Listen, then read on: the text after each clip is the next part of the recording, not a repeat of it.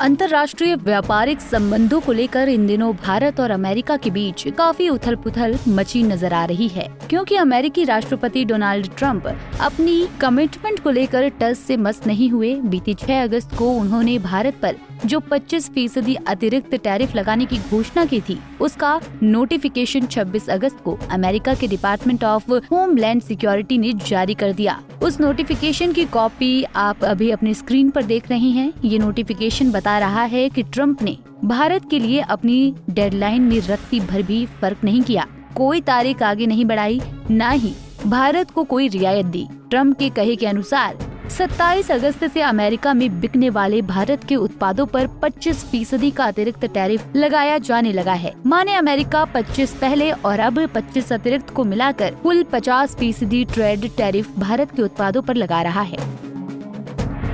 इस 50% टैरिफ के लागू होने के कुछ घंटों बाद ही व्हाइट हाउस के व्यापार सलाहकार पीटर नवारो ने रूस यूक्रेन संघर्ष को मोदी का युद्ध करार दिया। उन्होंने ये दावा किया कि नई दिल्ली ने ही रूस से लगातार तेल खरीदकर उसकी सैन्य आक्रामकता को बढ़ावा दिया है। भारत पर रूस से व्यापार रोकने का दबाव डालते हुए उन्होंने कहा कि अगर नई दिल्ली मास्को से रियायती दर पर कच्चा तेल खरीदना बंद कर दे तो तुरंत अमेरिकी टैरिफ में 25% की कटौती हो सकती है। ब्लूमबर्ग टेलीविजन के साथ एक इंटरव्यू में नवारो ने प्रधानमंत्री नरेंद्र मोदी का संदर्भ देते हुए कहा, मेरा मतलब मोदी के युद्ध से है, क्योंकि शांति का मार्ग आंशिक रूप से नई दिल्ली से होकर ही गुजरता है।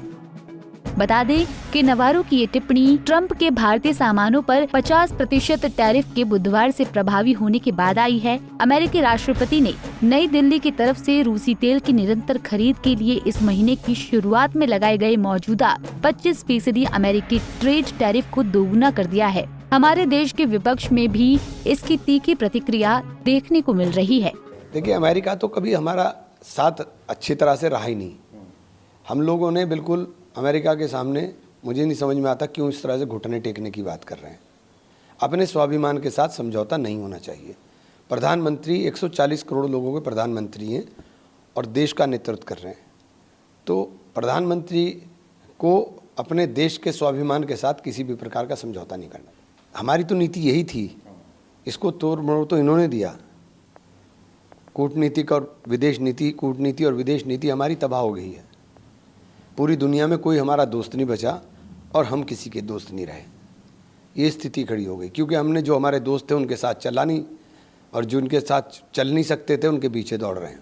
हमें और सख्ती के साथ इसके अंदर बात करनी चाहिए। अगर आप ज़्यादा नरमी दिखाएंगे तो आपको कुछ नहीं मिलने वाला है। नहीं तो हम उनके रहमो करम पे कहाँ हैं? वो हमारे हितों के साथ क्या करेंगे? क्या अमेरिका हमें तेल देगा इतना सस्ता? हम अपने हितों के साथ समझौता क्यों करेंगे?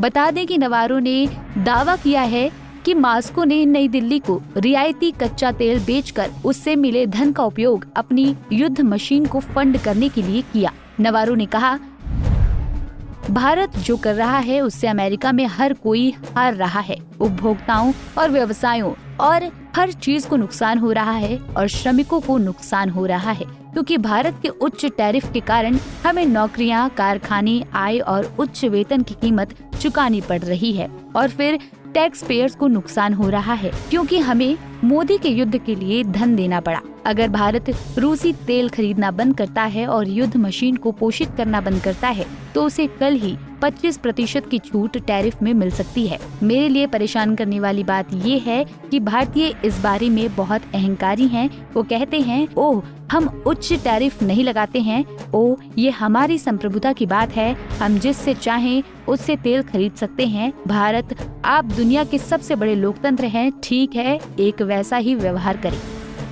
गौरतलब है कि भारत पर 50% टैरिफ लगा है, जो अमेरिका की तरफ से किसी भी एशियाई देश पर लगाया गया सबसे अधिक टैरिफ है। ये भारत के सबसे बड़े निर्यात बाजार संयुक्त राज्य अमेरिका में भेजे जाने वाले 55% से अधिक भारतीय सामानों को प्रभावित करेगा। भले इलेक्ट्रॉनिक्स और फार्मास्यूटिकल्स जैसे कई प्रमुख उत्पादों को अभी छूट दी गई है, लेकिन ट्रंप के इस फैसले ने कपड़ा और आभूषण सहित कई श्रम केंद्रित उत्पादों को प्रभावित किया है। दूसरी तरफ भारत ने रूसी तेल की अपनी खरीद का बचाव करते हुए कहा है कि तेल गैस की कीमतें कम रखने और अपने घरेलू बाजार को स्थिर रखने के लिए ये आवश्यक है।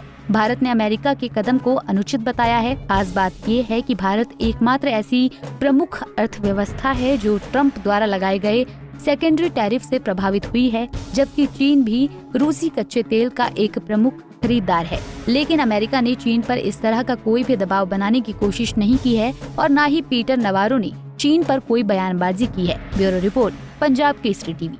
हमसे जुड़े रहने के लिए हमारे YouTube चैनल को सब्सक्राइब करें और नई वीडियो की नोटिफिकेशन के लिए बेल आइकॉन को दबाएं।